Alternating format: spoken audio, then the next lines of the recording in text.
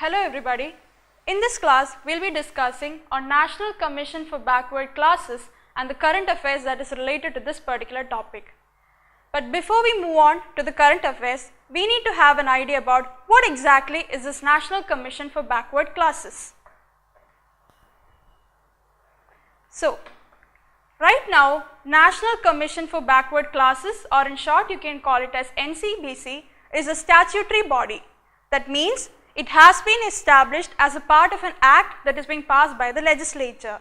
So, in this case, it is the NCBC Act of 1993 that formed this NCBC. And next we move on to what are the functions.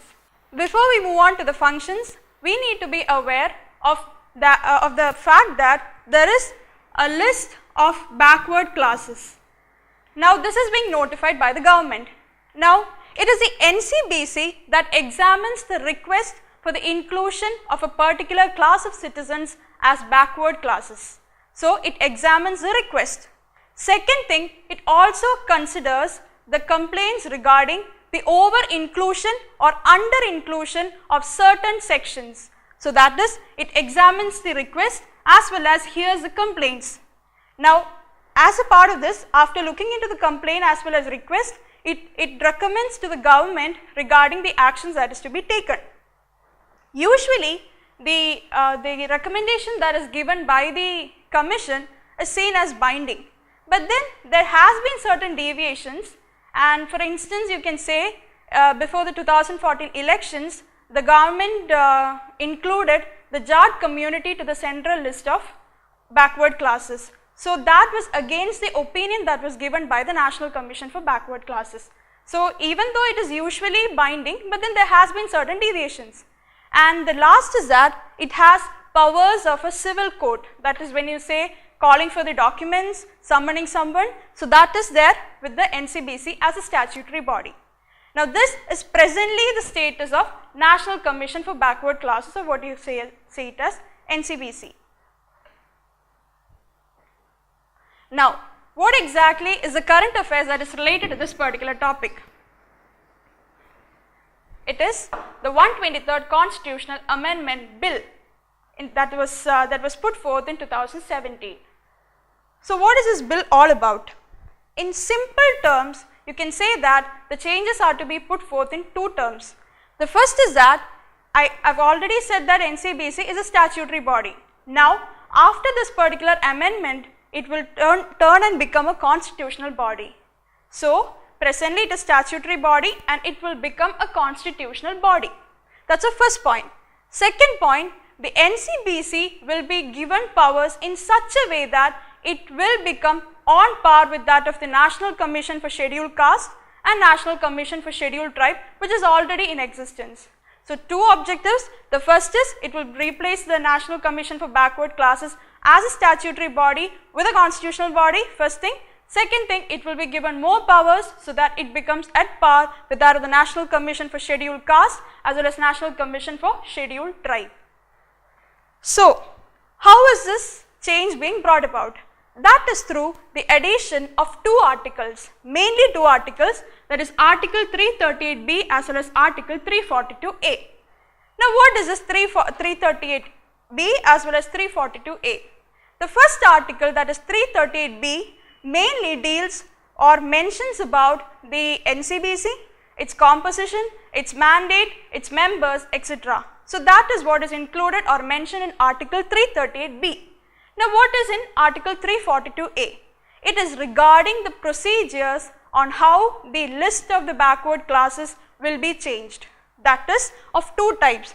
That is, if it is a central list, then for including a particular category or a class of citizens into this particular central list of backward classes now will require parliamentary concurrence. That is, earlier it was with the government, now it has been given to the parliament. So, parliamentary concurrence is a mandatory condition and this has to be satisfied if a particular class of citizens has to be included to the central list of backward classes.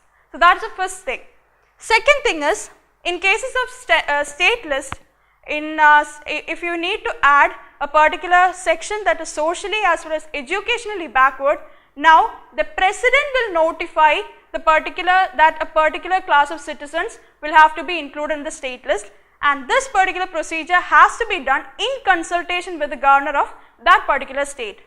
That is, if now a certain section or certain class of citizens have to be included into the state list of backward classes, will now be notified by the president, and this will have to be done in consultation with the governor of that particular state.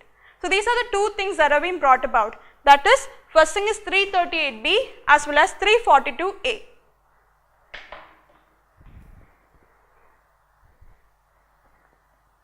Now, along with it, the functions of the NCBC will now be changed. Now, how this change happens? Now, the NCBC will be having powers to monitor the implementation of the safeguards that have been provided to the backward classes according to the constitution or the laws that is associated with it. So now they will be safeguarding, or they will be monitoring the implementation of the safeguards. That's the first thing. Second thing, they will be inquiring if suppose a particular violation of a particular right happens with regard to the backward classes, then such complaints will be inquired by this NCBC. And then if suppose any developmental aspect has to be considered, now the NCBC can make recommendations or advise the government. So these are the three, and then again there are more functions. If suppose any particular policy is affecting the socially as well as educationally backward sections in the country, then whether it be the state government or the central government will have to consult the NCBC. So NCBC consultation becomes important. And then just like other constitutional bodies, NCBC will also have to present before the president the annual report which is being done by the other constitutional bodies. So these are the various functions that are being given to the NCBC.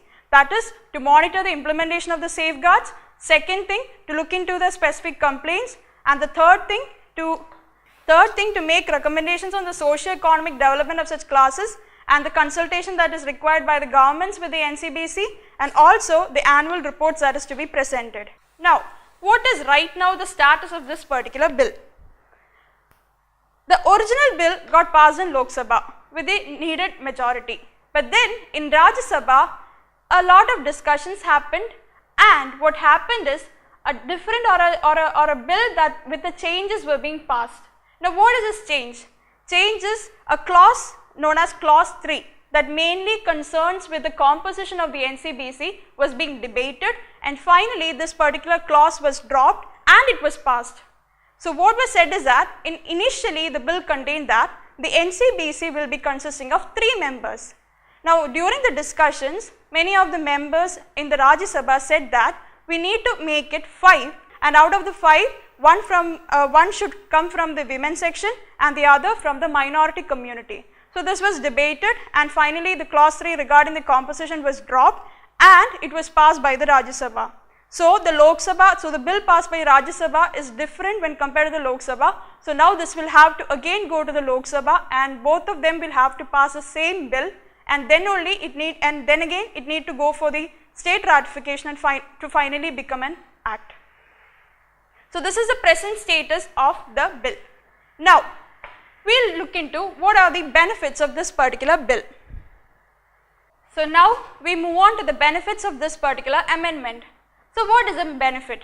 The first and the foremost important is the parliamentary scrutiny that is required to include a particular category of citizens into the list of backward classes. Earlier instances were there, earlier it was done by the government, so instances were there that arbitrary decisions could have happened and has happened in the history. But then now it requires a parliament scrutiny, and this can bring in more transparency in the inclusion of the certain sections to the backward classes list. So that's the first thing. So that's the parliamentary scrutiny. Second thing is, earlier with respect to the grievances or the various measures regarding the welfare of the backward classes was looked by the National Commission for Scheduled Caste. But then they had to look into the conditions of the scheduled caste, the backward classes, Anglo-Indians. So what happened is that backward classes were getting little less attention. Now an exclusive body having to look the conditions or the measures with regard to the backward classes means you get more attention, you can give more attention to the backward classes. So that's the second thing. You have exclusive body and thereby more attention can be provided to the backward classes. So that's the second thing.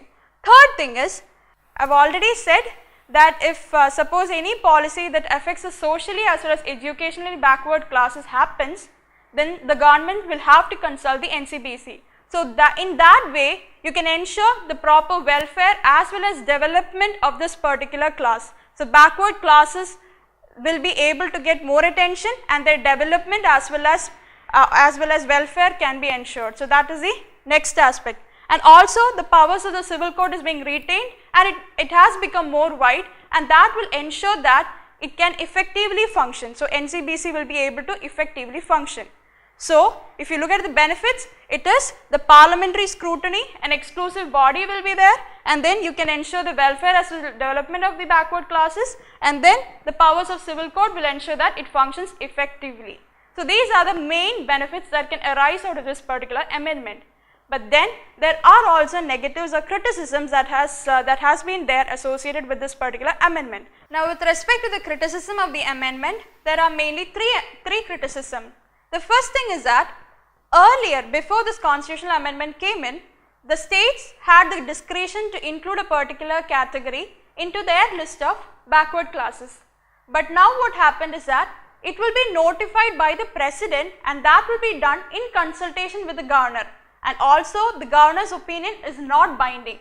So in this way you can say that the power of the states have been effectively taken away. That's the first thing. The second thing is with respect to the members' removal. Now what is the criticism with respect to this? Earlier in the NCBC Act that was passed in 1993, a specified tenure was given, that is 3 years of tenure was given to the members of the NCBC. And also their early removal from the post was based on certain specified grounds. But then as per the new act, it will be as per the rules that will be notified by the president. So when you compare it, you can say that the bar for the removal was higher in NCBC Act, but not when compared to the new constitutional amendment. So in a way you can say that the independent functioning of the NCBC is getting affected. So that's the second thing. Third thing is that when you compare the exploitation or the backwardness that the backward classes have been suffered with respect to the scheduled caste as well as scheduled tribe, you can say that the latter has suffered more. So bringing the NCBC on par with that of the National Commission for Scheduled Caste as well as Scheduled Tribe, the criticism is that it lacks historical justification. So these are the three criticisms that are mainly drawn against this particular constitutional amendment. That's the first thing, is that it takes away the power of the states to determine their own list of backward classes. Second thing, with regard to the member removal, and third thing is the historical justification that is lacking. In spite of these criticism, you can still say that in order to ensure or attain the goal of inclusive development, the backward classes have to be brought into the mainstream of development. So NCBC or this 123rd Constitutional Amendment Bill can be seen as a beginning in fact, but then you need to do more. Now what are the various measures that you can suggest? So what are the measures that you can suggest? The first is that there needs to be a bifurcation of the communities. That is, when you consider the communities, you can bifurcate it as backward,